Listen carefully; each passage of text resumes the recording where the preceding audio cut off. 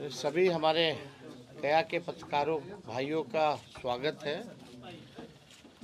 और आज गया में कार्यक्रम है पार्टी का, और पार्टी का कार्यक्रम का नाम जो है कार्यकर्ता दर्शन सह संवाद कार्यक्रम है, जहां गया जिले के सभी 10 विधानसभा क्षेत्रों से, हर ब्लॉक से, पंचायत से जो हमारे ज़मीनी स्तर के कार्यकर्ता हैं उनसे हम लोगों की संवाद होगी। और संवाद का लक्ष्य यही है कि पार्टी के विचारधारा और संगठन को और कैसे ज़मीनी स्तर पर हम सब लोग जो है मिलकर के मजबूत करें और इसका विस्तार करें। पहली बार ऐसा कार्यक्रम है जहां नेतृत्व जो है सीधे अपने बूथ स्तर के, पंचायत स्तर के कार्यकर्ताओं से संवाद करेंगे। जो कमी बेसी होगी पार्टी उसको दुरुस्त करेगी। और अलग अलग विधानसभा क्षेत्र है, बड़ा जिला है गया, अलग अलग जगहों की अलग अलग समस्याएं होती हैं, लोकल इश्यूज़ होता है, उससे भी हमारे स्थानीय जो कार्यकर्ता हैं उन समस्याओं से भी जो है अवगत कराने का काम करते हैं। तो इस क्रम में हम लोग जो है गया आए हुए हैं और मुझे विश्वास है कि पार्टी जो है और संगठन के रूप में और जो है मजबूत भी होगी और इसका विस्तार भी बूथ लेवल तक जो है होगा, वार्डों तक जो है इसका हम लोग विस्तार करने का काम करेंगे। नीति आयोग का रिपोर्ट है, उसमें नीति आयोग की रिपोर्ट में देखिएगा बिहार जो है बेरोजगारी में, गरीबी में, पलायन में अव्वल राज्यों में है। महंगाई सबसे बड़ी समस्या है, पूरा बिहार लगभग हम लोग घूम लिए, इसके बाद 4-5 ही जिला बचेगा। महिलाओं से भी हम लोगों का संवाद चल रहा है और महिलाओं का यही कहना है कि महंगाई की मार जो है वो लोग झेल रही है, हर चीज़ महंगा हो गया है, लोग जो है परेशान हैं, छात्र नौजवान परेशान है पेपर लीक से, नौकरी नहीं है, बेरोजगारी चरम पर है। थाना ब्लॉक चले जाइए तो बिहार जो है भ्रष्टाचार के मामले में ये गंगोत्री बन चुका है। हर लेवल पर करप्शन जो है नीतीश जी के राज में चरम पर पहुंच चुका है। लोग भ्रष्टाचार से, घूसखोरी से लोग जो है परेशान हो चुके हैं। आप देखिएगा लॉ एंड ऑर्डर की स्थिति, तो अपराधी जो है बेलगाम हो चुके हैं। यहाँ क्रिमिनलों का डिसऑर्डर हो चुका है लॉ एंड ऑर्डर का। किसान जो है परेशान है, यूरिया खाद जो है मिल नहीं रहा, बिचौलिया जो है वो फसल ले रहे हैं, इससे भी बड़ी निराशा किसानों में भी है। हर एक वर्ग के लोग जो हैं इस मौजूदा सरकार से परेशान हो चुके हैं। जनता ने 20 साल मौका दिया, 20 साल कोई मामूली समय नहीं होता, और 11 साल केंद्र में। यहाँ बिहार के भी मंत्री हैं केंद्र में, आप देखिएगा लगातार डबल इंजन की सरकार चल रही है, 2-2 उप मुख्यमंत्री हैं, फिर भी इस सरकार में कोई काम नहीं हो रहा। हम लोगों का जब 17 महीने जो कार्यकाल था,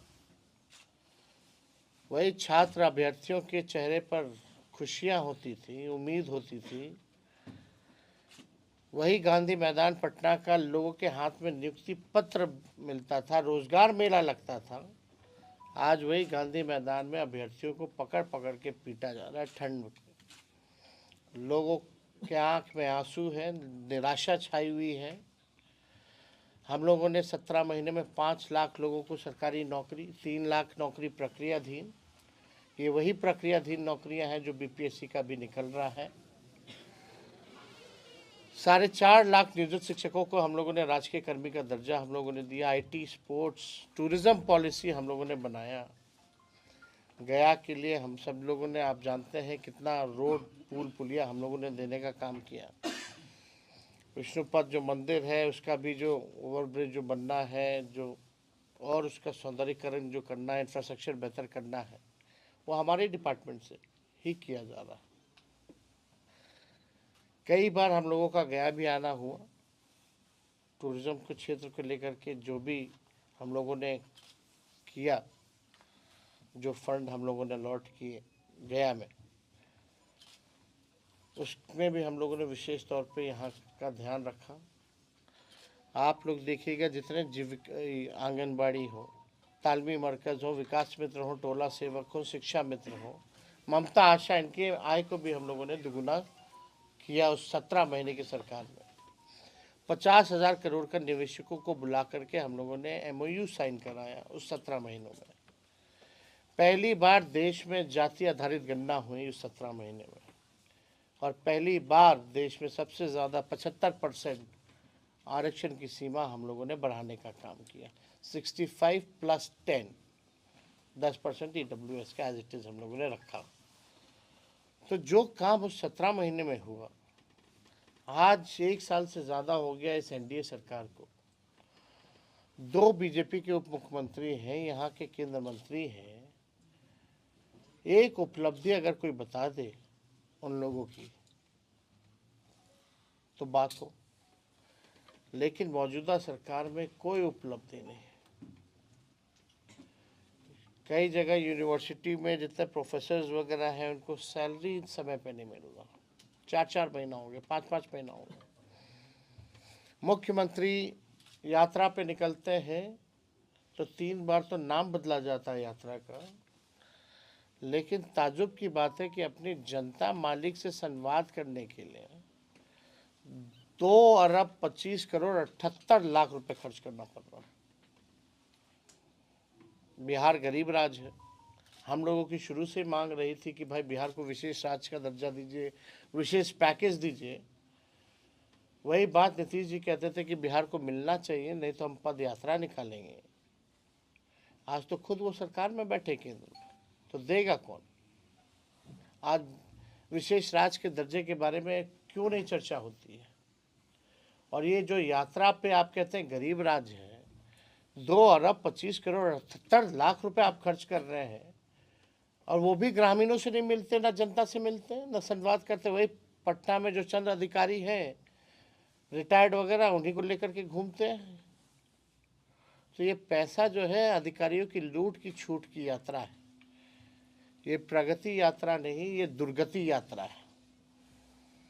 कई मुख्यमंत्री जाते हैं, सजावट हो जाती है, टेम्परेरी पे भाड़ा पे सामान ले आया जाता है, फिर उठा करके ले जाया जाता है। कितनी तस्वीरें आप लोगों ने दिखाने का काम किया है कि क्या स्थिति रही, और किससे संवाद कर रहे हो? पत्रकारों से अगर वो कुछ कहना भी चाहते तो 2 मंत्री जो है, एगो रिटायर्ड अधिकारी खींच के ले जाता है, चलो चलो हो गया, बहुत हो गया। वीडियो है, हमने ट्विटर पे डाला है, आप लोगों ने भी देखा होगा उस वीडियो को। तो ये स्थिति है। तो इन लोगों के पास कोई विजन नहीं है, कोई रोड मैप नहीं है, इन लोगों के पास कोई ब्लूप्रिंट नहीं है कि बिहार को आगे कैसे ले जाए। नीतीश कुमार जी थके हुए हैं, इस टायर्ड, और गवर्नमेंट रन कर रहे हैं रिटायर्ड अधिकारियों के साथ। और पूरे बिहार में DK बॉस ही असली सुपर CM है। DK बॉस जो है वही सुपर CM है। और आप कह सकते हैं कि जितना ब्लॉक थाना में भ्रष्टाचार हो रहा, ही इज़ द बेनिफिशियरी। वही बेनिफिशियरी है। जो ट्रांसफ़र पोस्टिंग का जो खेला बिहार में हो रहा है, उनके बेनिफिशियरी वही है। मुख्यमंत्री केवल अब उनका चेहरा आगे करके कुछ लोग जो है सरकार जो है रन कर रहे हैं। तो हम लोग सब लोग यहाँ गया आए हैं, इसके बाद भी हम लोग आते रहेंगे, अलग अलग कार्यक्रम होता रहेगा। तो आप लोगों का कोई सवाल होगा तो।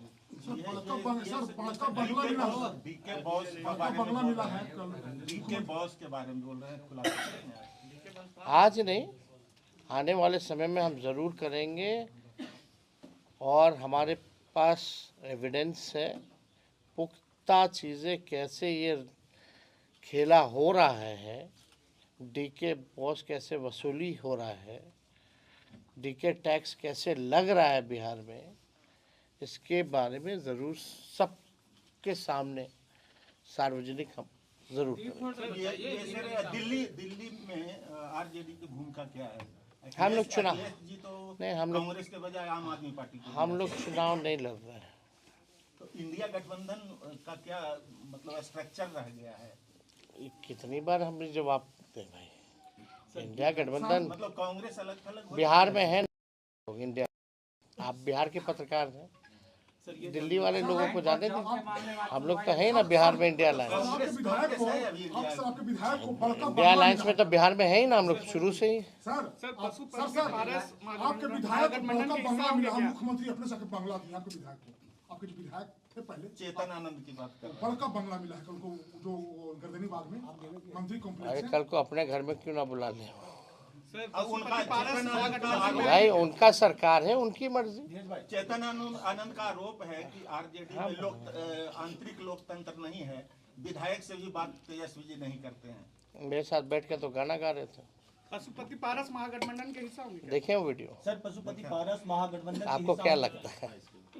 सर पशुपति पारस महागठबंधन की नजदीकियां बढ़ी है, जो आप लोगों के साथ में नजदीकियां बढ़ी है पशुपति पारस का, क्या महागठबंधन में? अरे हम लोगों का देखिए भाई, पुराना रिश्ता तो है ही ना, अभी से तो है नहीं पारिवारिक रिश्ता।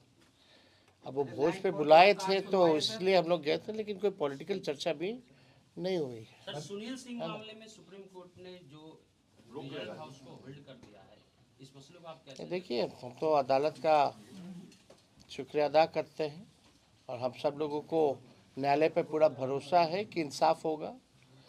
लेकिन आप बताइए, केवल पलटू राम कहने से आप सदस्यता किसी का ले लीजिएगा? उन पे आरोप क्या है? बिहार में कौन ऐसा व्यक्ति नहीं है जो नीतीश जी को पलटू राम नहीं बोलता? वो तो हम आदर करते हैं, सम्मान करते हैं उनका व्यक्तिगत तौर पे। लेकिन आप अगर पलटू राम कहने पे सदस्यता ले लीजिएगा, ये तो तानाशाही है ना, ये तो अन्याय है। और इस तरह का काम अगर होगा तब तो कोई बचेगा ही नहीं। Jitanram Manjhi sir press conference किए थे पिछले सप्ताह, तो कहे थे कि कल्याण के पंचायती राज के प्रधान सचिव देवेश चेहरा तो पूरा कमीशन तय सलाह करके पटना पहुंच रहा है। हम क्या बोल रहे हैं, गंगोत्री हो चुका है, गंगोत्री हो चुका है बिहार भ्रष्टाचार के मामले में, गंगोत्री हो चुका है। तो देखिए, चाहे जीतनराम मांझी जी हो या कोई हो, इस पे हम टिप्पणी नहीं करना चाहते कौन क्या कहना, लेकिन सच्चाई तो यही है। अब इससे ज़्यादा अब केंद्र मंत्री एनडीए के अगर ये बात कह रहे हैं तो अब देखिए क्या हो। सवाल ये है कि पिछले 2020 की विधानसभा में 10 सीटें जो है यहाँ महागठबंधन लड़ी, 7 सीट आपने लड़ा, 3 सीट जो है वो कांग्रेस लड़ी, एक भी सीट मुसलमान को नहीं दिया गया। तो क्या इस बार के चुनाव में शेरघाटी हो या अन्य बेलागंज हो, यहाँ कुछ समीकरण बदलेंगे या सेम रहेगा? अभी आप समय आने दीजिए, पार्टी निर्णय करेगी इसमें। हम लोग सब लोगों का ख्याल रखेंगे। मुसलमानों का सीट मिलेगा सर इस बार 10 में से? भाई सबको सबका अधिकार मिलेगा, सबको सम्मान मिलेगा। सर ये जानना चाहूँगा कि आपकी राजधानी में एक राजनीतिक पार्टी ने आश्रम खोला है, क्या कहना चाहेंगे? एक राजनीतिक पार्टी ने आश्रम खोला है। कैसा आश्रम? जन सुराज आश्रम। अब हम इस पे कोई टिप्पा टिप्पणी नहीं करना चाहते हैं। सब लोगों को चुनाव लड़ने का, पार्टी बनाने का, आश्रम खोलने का अधिकार है इस लोकतंत्र में। लेकिन ताजुब तब लगता है ना, पीछे गांधी जी का फोटो लगा रहता है, अब बात होती है कि शराबबंदी जो है वो ख़त्म कर देंगे। महात्मा गांधी का पीछे तस्वीर, अब बात करते हैं शराबबंदी ख़त्म करने की। ये तो बापू की विचारधारा नहीं है। खैर, इस पे ज़्यादा टिप्पा टिप्पणी हमको नहीं करना है। नीतीश जी का ऑफर रहेगा कि नहीं राजद में? कोई मतलब नहीं भाई, अब सीधे चुनाव होगा, जनता चुनेगी। मीसा भारती बार बार वो बोल रहे हैं कि वो परिवार के सदस्य है, वो संभव। अरे भाई, व्यक्तिगत रूप से अलग है, राजनीतिक रूप से कोई मतलब नहीं है ना।